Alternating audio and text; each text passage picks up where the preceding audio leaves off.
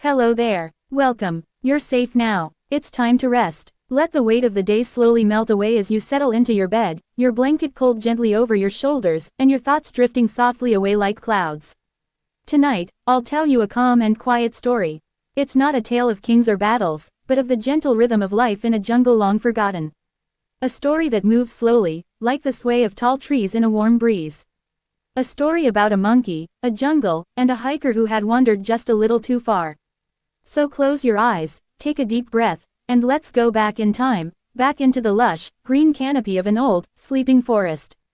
The sun had just begun to stretch its golden arms over the treetops. The morning was quiet, not silent, but quiet in the way only a jungle can be. Birds rustled their feathers, leaves swayed with the sigh of the wind, and dew still clung gently to the ferns and moss-covered roots. This jungle, deep and vast, had been here long before people came with maps and machines. It was an ancient place. The kind of place that breathed slowly, where everything moved at its own pace, unhurried and unbothered. Hidden within its emerald folds lived creatures of every kind. Bright birds with feathers like flames, insects with glassy wings, and high above, in the upper branches, monkeys who chattered and swung from tree to tree. One of those monkeys, a quiet one with soft eyes and a striped tail, was just waking. He stretched, yawned, and watched the world begin its slow dance. His name, well, in the language of the forest, names aren't so important. But for our story, we'll call him Miko. Far below the branches, on a narrow path that barely existed anymore, came the soft crunch of boots. A hiker, alone, walking slowly. His clothes were dusty, his water bottle empty, and his steps, once strong, were starting to drag. His name was Eli, and Eli had been walking for days. Not long ago, he'd set out to explore this jungle. He was searching for something, maybe adventure, maybe quiet, maybe himself. But as the days passed, the trails grew less clear. The maps stopped matching the land. And the food he'd packed had run out. By the time the sun climbed above the trees, Eli was dizzy. His breaths were shallow. He stopped often now, not to admire the view, but because his legs trembled. The heat pressed down like a warm blanket. And all around him, the jungle whispered. High above, Miko paused on a branch. His sharp little eyes followed the hiker. He tilted his head. Miko had seen many things in the jungle. Wild cats, parrots, rainstorms that turned trails into rivers. But this human, he looked different. Slow, faint, lost. The monkey watched as Eli sat down on a fallen log, his hand trembling. He leaned forward, resting his elbows on his knees. His head hung low. Something wasn't right. Now, monkeys aren't like humans. They don't make rescue plans or call for help.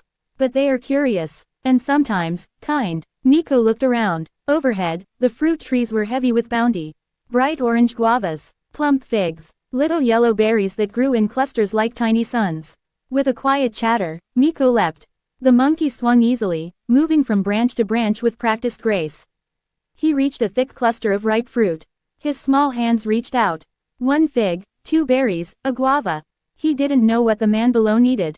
But food seemed like a good place to start. One by one, Miko dropped the fruit. It fell through leaves, bouncing lightly off branches, landing in the soft dirt not far from where Eli sat. At first, Eli didn't notice. He was too tired. But then, he heard a soft thump. Then another. He looked up. Fruit, fresh, ripe fruit, sitting near his boots. He blinked. Was this real? Slowly, he picked one up. The fig was still warm from the sun. He brought it to his lips, hesitated, then took a bite.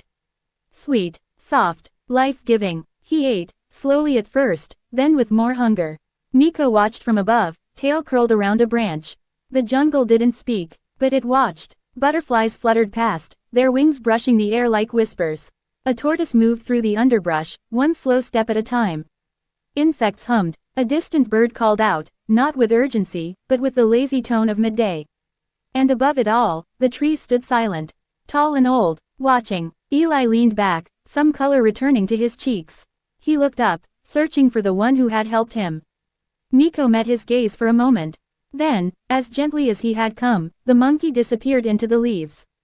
Not in a hurry, not needing thanks, just moving on. Eli didn't walk far that day. He found a shady place beneath a large fig tree, and there he sat. His backpack became a pillow. His eyes fluttered closed. The sounds of the jungle faded into a